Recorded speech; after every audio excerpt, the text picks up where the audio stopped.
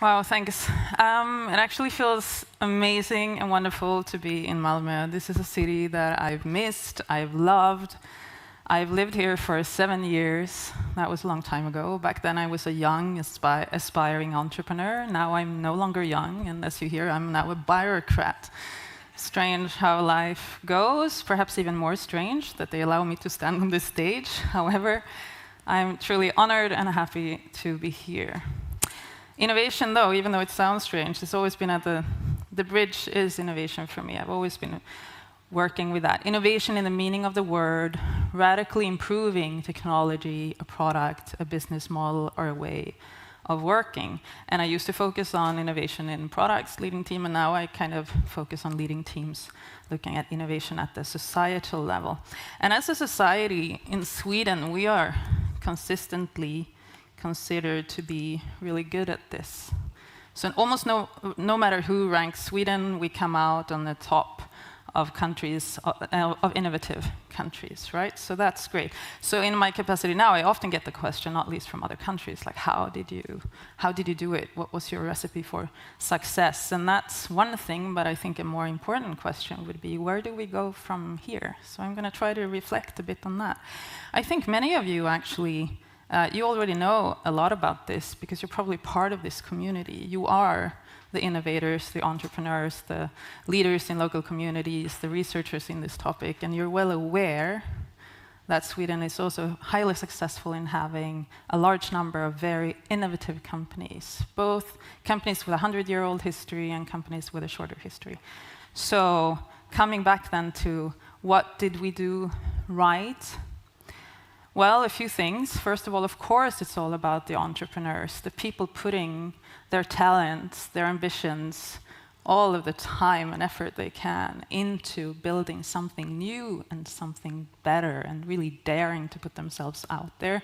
There's entrepreneurs in generations of them, like we remember early 90s with people who actually, even from the beginning, started about thinking about making an impact in the world, international growth, connecting themselves to Silicon Valley, for instance, building networks, coming back and making choices that were about paying it forward then, give back.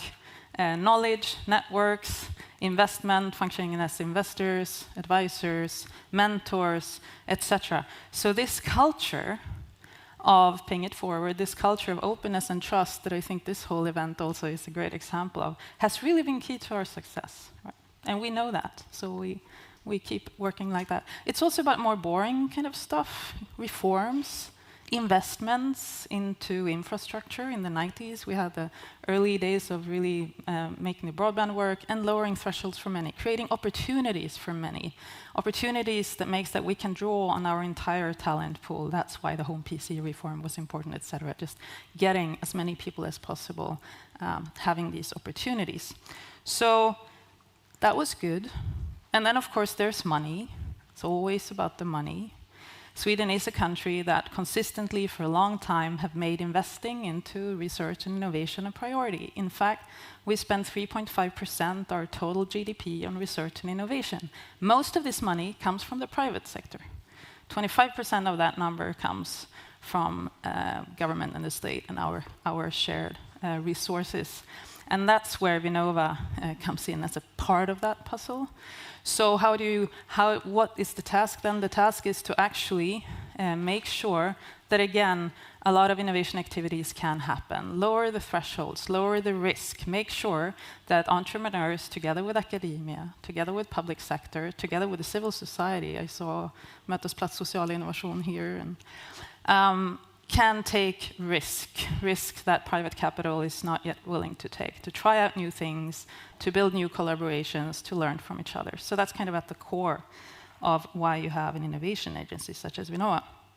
And then you do things like you try to invest into stuff that we can share and that can benefit many and shorten lead time. So for instance, making advanced infrastructure available to many. Here in Skåne, we have world-leading research infrastructure in the form of ESS and MEX4, where it's actually possible to study materials, biology, food at the molecular and atom level. And that's not just for academia. More and more companies start understanding the strategic value of actually doing that to start innovating on the knowledge that they do. And then, of course, they collaborate with academia in doing so. Or, further up, here's an example of another advanced structure. It's Testa Center. It's a factory for advanced pharmaceutical production. So anybody with an idea for pharmaceutical production can get to go there and try out their idea in a real setting, getting access to really advanced equipment, to expertise, to knowledge, to networks, potential first customer, etc., actually making it possible to shorten the time it takes to have an idea and find a good product market fit, and then find out what works and get what they need to propel forward. And of course, it's also about investing in the people. So the places, the incubators, the accelerators, where new innovative ideas can get support, learn from each other, connect internationally, learn best practice, and the processes then that connects the innovator with great ideas with those who understand the problems that can be hidden deep into some industrial value chain or in the public sector and whatnot, and try to build this capacity together. Okay, that's great. That's stuff we did right so far. That's basically best practice of innovation policy in the world as it is. And it's not enough. It's nowhere even near enough. We know that. We know we're working towards hard deadlines right now. These deadlines are set by the planet. We cannot negotiate with the planet. We have to adapt. Meaning, innovation is not neutral. A paradigm where growth is the essential goal, competition is the way to get there, and any way of moving fast and wrecking things is okay, doesn't really work. So there is a huge difference in whether we use these capacities and these abilities into innovations that accelerate, let's say, accelerates the stuff that's already too bad. Accelerates our challenges, accelerates our health problems, accelerates the consumption of endless resources, accelerates all the problems that we're sharing. Or if we are actively searching for the innovations that accelerates the transformation of this all, that can help us build even faster, find the solutions that transform every city, every value chain, every consumption pattern into something sustainable. So for instance, a solution that in itself, technology-wise, seems good, electrification of transport, put into a business model and a whole paradigm that's still based on increased transport, increased resource extraction, and less physical activity for us, deteriorating our health, is, even though in a way it's good, it's actually accelerating the problem. So how do we go from there into an innovation paradigm that accelerates solutions, that even accelerates this transformation at the scale that will transform our entire society? That's what system innovation is. When you have solutions, innovations that actually together shift us into an entirely new system, that's called system innovation. We've had it before. The first industrial revolution is an example.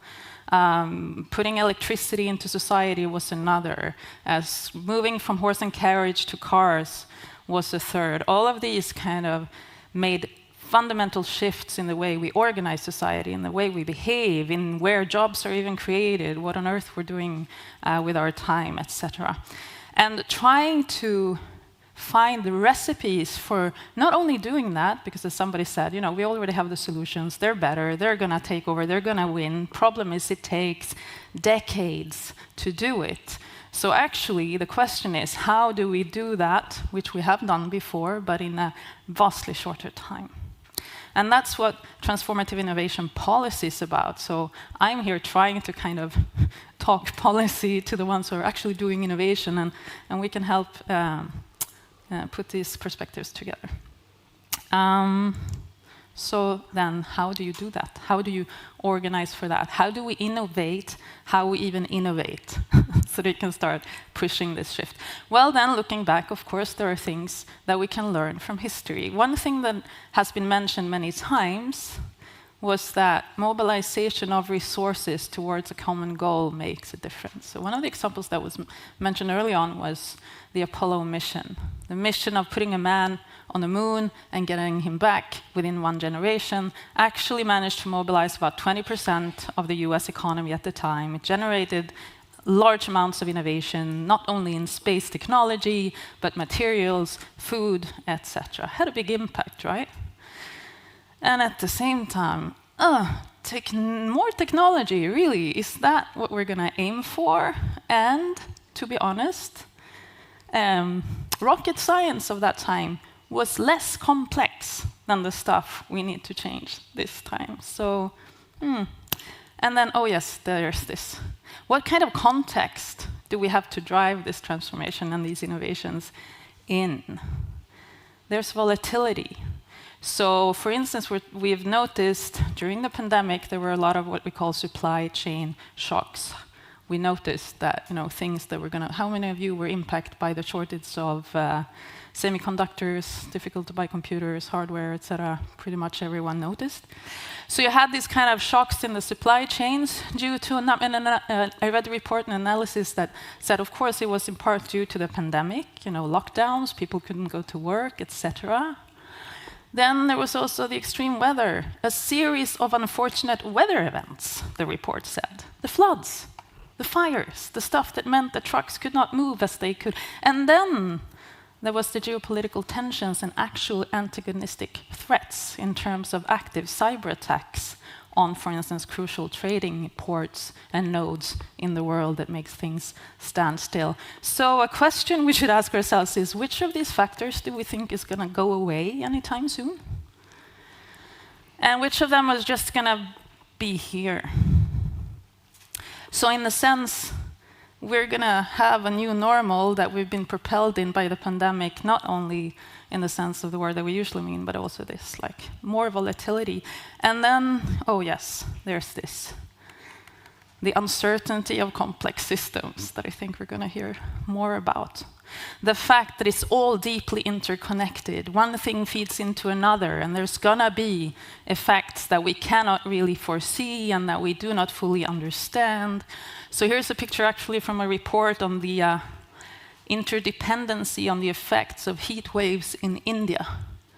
So you get heat waves, and then you increase the consumption of energy because of air conditioning, and then you get peak electricity demand, and then you get power outages, and then you start using other kinds of energy sources, and then you get increasing coal trains, and then you get public transport doesn't suffice, and then suddenly you also get etc. And in the end, you get long-term health impacts, etc. So yes, it's complex. And this is not stuff that we can top-down govern, that we can find the perfect organization for, that we can plan ourselves out of. This is a complex system, but we do know a few things about the fact, and we heard Victor talk about this. We can all impact them. So this sounds like a lot, but then, there's the good news. So I would say we have actually proven to ourselves in this last pandemic that as a global community, we are capable of massive, large-scale, rapid change. What happened during the pandemic was that every individual, every community, every organization, every country both innovated and made a lot of changes, right? So one of the things we did was that we were capable as a global community to innovate vaccines and put them to market at scale faster than ever, in 15 months. How long did it used to take? 15 years. So, of course, this was building on research and knowledge that we have built over decades. It's not like the knowledge was just suddenly there. But taking this knowledge, putting them into innovation that could actually be scaled, well, that required innovations in how we worked. Things happened differently. They shared data and information about clinical studies. We chose to actually do them more in parallel than before, learning faster than before. So changes in way of working in existing institutions actually cut the lead time from 15 years to 15 months. That's pretty amazing, right? And at the same time, whatever sector we looked into, like the creative industry or schools or restaurants, we saw innovation everywhere in terms of, so how do we both responsibly act in time of this pandemic, and at the same time, how can we at some level still keep it working, right? How many were part of this somehow, you know? Buying food in another way, interacting with your restaurant, doing different things in schools, etc. So the fact that we had this pandemic actually unleashed innovation in pretty much every sector of the world. So what happened? What is it that we can draw from this? What was it that made us capable of doing this kind of shift in such a short time? Was it reorganizing all of society? No. We actually used the existing institution, existing workplaces, everything, but we did share a clear common mission saying, we're going to beat this pandemic. And everybody did it as an individual, organization, or a nation.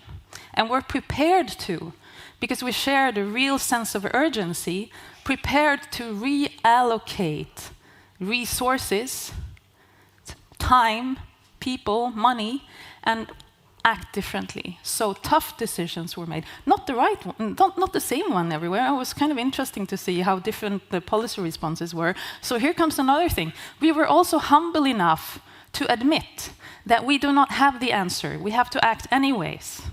And I think in Sweden we were very clearly reminded of this. It's not like Folkhälsomyndigheten can bet that we're doing the exact right thing. We're going to have to evaluate later, but we're going to have to try. And we did see policy responses vary a lot between different contexts, as they should.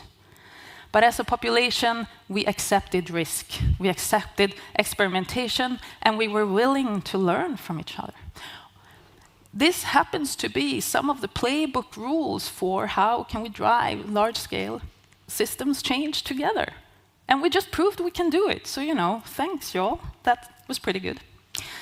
Another thing that we know about this type of innovation is that it's not, and we heard it before, it's not about technology fixes. It's not even enough to just change the business models. There are no like real, it's essentially, it's not even just about supply side innovations. If we want to speed things up, we have to address demand side as well. There has to be real demand. So we heard a panel before talk about, you know, we have to phase out. There has to be less demand for stuff that's not regenerative, that's not sustainable, and then build demand for the new stuff. So we can do that in a number of ways. Public procurement is mentioned in Sweden. We are spending 80 billion euros a year in public procurement. Legally, it's completely allowed to use that for both buying innovations, new solutions. You can also use any kind of procurement as a tool to actually demand different types of solutions. This is also beginning to happen. The US government did it with Apollo. They did it with DARPA. And now here's First Movers Coalition, large multinationals all over the world also beginning to do that, pledging to use their supply, their sourcing, their procurement as a tool to actually drive towards both net zero emissions and buy solutions that help accelerate the transformation. I wonder where I am with time. 13 minutes, right? Oh, 2 minutes left. Ouch, so this took way longer. It's not only about, sometimes we don't have to reorganize, sometimes we do.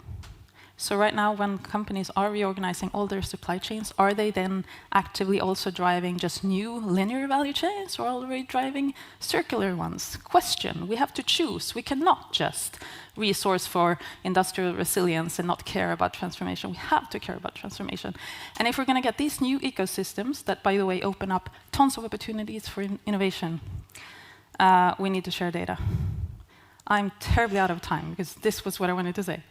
So at Vinnova, we've been piloting this work. Then I can just say, we left a playbook. We want to learn. It's about setting the missions together, politicians, citizens, researchers, looking at what's the societal outcome that we really want, that we can work towards together, unpacking the angles. What is a healthy, resilient mobility system? Not just effective, not just fossil-free, actually driving also health outcomes on the populational level. What's that? What do we need to do for that? How do we engage people and make it real, close to people? So innovating even every street. And that was an amazing experience to see how the dialogue would happen. We did it with food. Again, what is a healthy, regenerative food system? And where are the points where we can build multiple outcomes at once? School food, long-term health for kids, new habits in food, public procurement of the type of food we actually need, not just the ones we have, etc. This is happening. We're mobilizing. Malmö is one of the cities. We're also combining it, building platforms connected to the EU missions in terms of transforming into societies.